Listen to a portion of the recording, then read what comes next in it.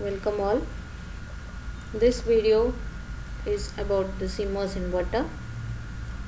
The objective of this video is to make you understand the behavior of CMOS circuit, and after going through this video, the outcome of this video is you will be able to understand the working of CMOS inverter in various operating regions, its static and dynamic behavior.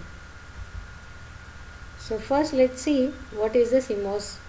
CMOS is basically made up of PMOS and NMOS. So the PMOS and NMOS which are connected together, the diagram you can see here, the gates are connected together and the common input is given as Vin, and between the source and drain of P and N, the common output is taken as Vout. Similarly, for the source of N channel MOSFET, we are giving the supply as ground, and to the drain of the PMOS we give the supply as VDD. So this one PMOS and one NMOS which we connect together will make up a CMOS, and this basic CMOS will work as a inverter. The inverter is, if I give the input as 0, the output should be high. If I give input as high, the output should be low. This is what the inversion which should takes place. So now let's see the DC response of this particular inverter. The DC response, when I say, it is Vout versus Vin, or we can call it as a transfer characteristics for a gate. So if this inverter itself, as I consider it as a gate, the example which I taken here. So this logic gate which is inverter, for which when I give some input voltage, what will be the output voltage? Let's see. So here we have seen, when I give input as 0 Vin here, then what will be my Vout? Theoretically I say yes, it is an inverter, so my output should be becoming high. But how? As I said, when I give the input as low, for a low input, P channel MOSFET will acting as a closed switch and N channel MOSFET acts as a open switch. So the switching behavior we have watched in the previous video. So this PMOS which acts as a closed switch will act as a low resistance path here, but not towards the ground, because N channel MOSFET is open switch or open. So the current flows here, so the output will be drawing VDD. So I have written it as Vout as VDD. But when Vin is given as high or VDD, in that case the P channel will act as open and N channel will act as closed. So there is a low resistance path towards the ground, but not here. So whatever input voltage I apply, because of which the current which flows here, IDSN, will be flowing towards the ground. So since everything is flowing towards the ground, Vout will be 0. So from this we can say that it is acting as a inverter. What happens in between? See, when I give input as 0, output is VDD. When I give input as high, output is 0, no doubt. But what happens in between 0 and VDD? There are so many voltages. If I consider VDD as 5 volts and V0 as 0 volts, between 0 and 5 volts I have various voltage levels. The voltage levels can be 1 volt, 2 volt, 3 volt, 4 volt, or in between also I can consider.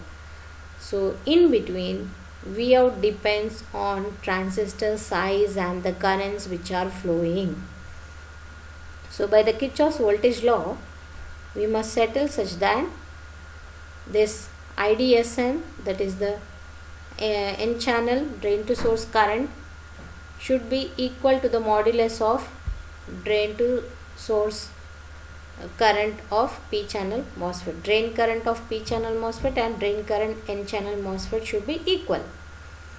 So we could solve these equations, but graphical solution gives more insight. So let's see the transistor operation. Current depends on region of transistor behavior. As I already said, transistor behaves in three regions of operation, that is cutoff, linear and saturation. So for what input voltage Vin and what output voltage are the both NMOS and PMOS in cutoff or in linear or in saturation, that we need to see. So let's look in detail of this one. So now the cutoff, linear and saturation region, if VGS, that is the gate voltage what I am applying here, is less than the N channel, to the N channel, it is less than the threshold voltage of N channel. That means the meaning of it is the gate voltage of N channel is less than threshold voltage of N channel. That means the channel is not formed here. Okay. And if I give the gate source voltage as greater than the threshold voltage of N channel MOSFET, that means my channel gets formed for N channel MOSFET. And drain to source voltage of N channel should be less than VGS minus VT to operate in linear region. What about the saturation? In the saturation again VGS should be greater than VTN and VDS also should be greater than VGS minus VTN. Then we can say the N channel MOSFET is operated in cutoff region by applying the voltage which is less than the threshold voltage, by gate voltage greater than the threshold voltage and drain voltage less than VG minus VT, it is in linear. And similarly, if all are greater voltages, then it is operated in saturation. This is about the N channel, which is connected as a pull down MOSFET. So VGS equals Vin, then VDS, that means the output will be Vout. So if Vin is less than VTN, then it will be in cutoff, and if Vin is greater than VTN, what is Vin actually here? Vin is nothing but the gate voltage which we are applying to the input or the gate of the N channel MOSFET. Since input voltage is given common to P channel and N channel, but here we are looking into the NMOS operation, so don't get worried why we are talking it separately again as Vin. Vin is nothing but the gate voltage, and Vout is what we are taking at the drain side. Here you can see here, this is source terminal, this is gate terminal and this is drain terminal. So from the drain we are taking the out. So at the drain terminal I am representing it as Vout and input is represented as VGS. So the same thing is shown in the green color. Vout, it is less than Vin minus VT, then linear region. If Vout is greater than Vin minus VT and Vin is greater than VTN, then it is in the saturation region. Similarly, for the PMOS operation, VGS should be greater than VTP. What is VGS again here? The gate to source voltage of P channel MOSFET is nothing but again the input voltage. So this gate to source is Vin minus VDD, where the threshold voltage of P channel is less than 0 because we take it as negative. And VDS is the output voltage is Vout minus VDD. So here similarly you can see, if Vin is less than VDD plus VTP and Vout is greater than Vin minus VTP, then it is said to be operating in linear mode P channel MOSFET. And the same way, if Vin is less than VDD plus VTP and Vout is less than Vin minus VTP, the PMOS is said to be operating in saturation mode. So the characteristic you can see, as we have seen in the MOS IV characteristics also, in the first quadrant we represent for N channel MOSFET and in the third quadrant we represent for P channel MOSFET. Make PMOS wider than NMOS such that beta N equals beta P. Why we need to make it wider? As I told you before also in the previous videos, because the mobility of holes is 2 to 3 times lower than that of the mobility of electrons. For the same current to be flowing, we need to see that PMOS should have wider length. So this you need to always keep in mind, and to make beta n equals beta p, we need to make PMOS wider than NMOS. Similarly, current versus V out and V in for PMOS and NMOS you can see here. And the load line analysis you can also see.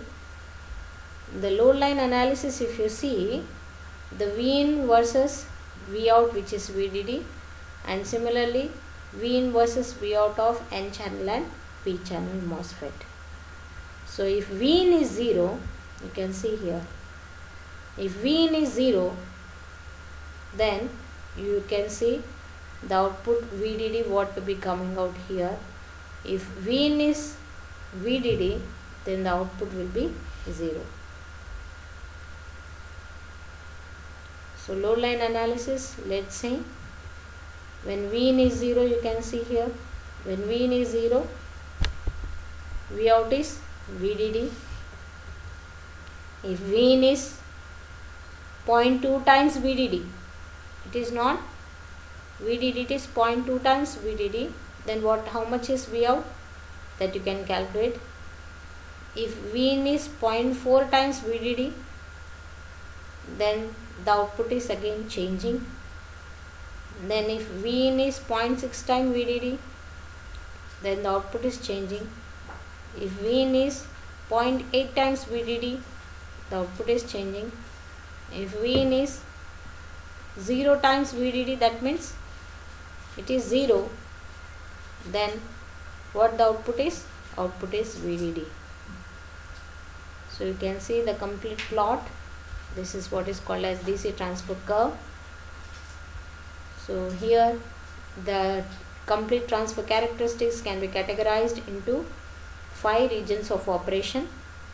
In A region and E region, they act similar but inputs are different, and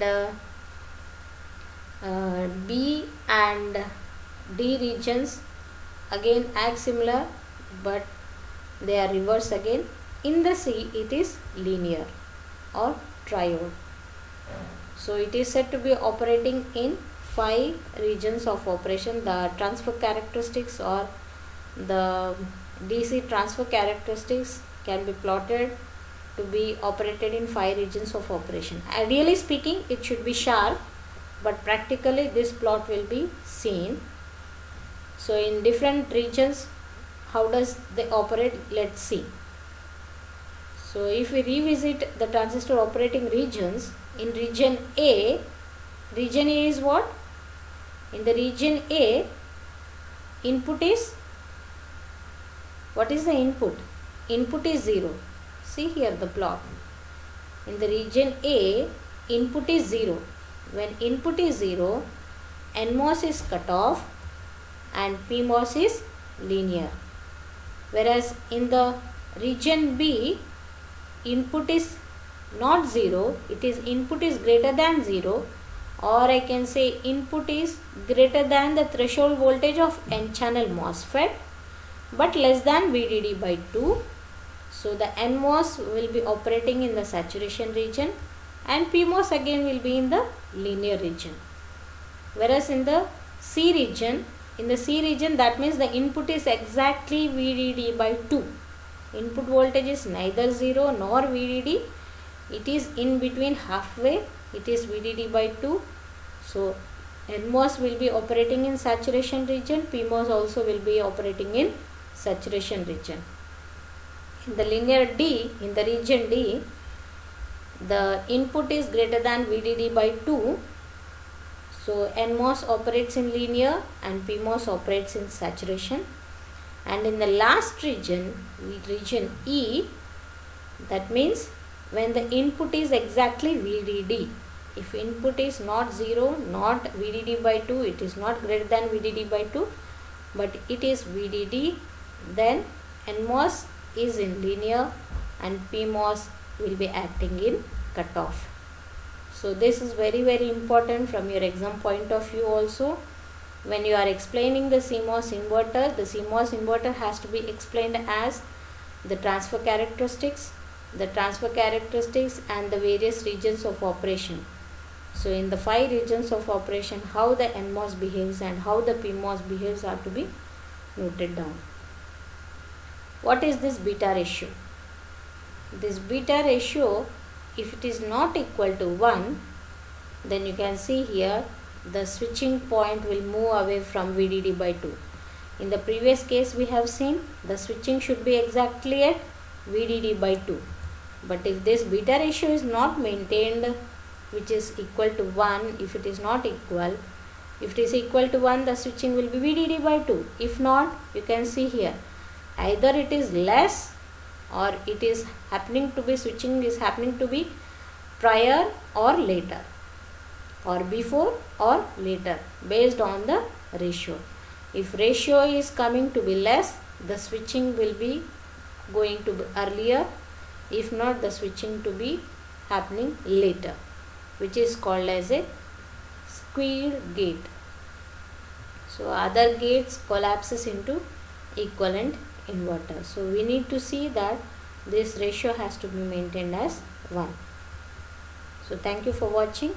From this video, I hope you have understood the clear CMOS inverter, its operation in 5 regions, and then about the beta factor.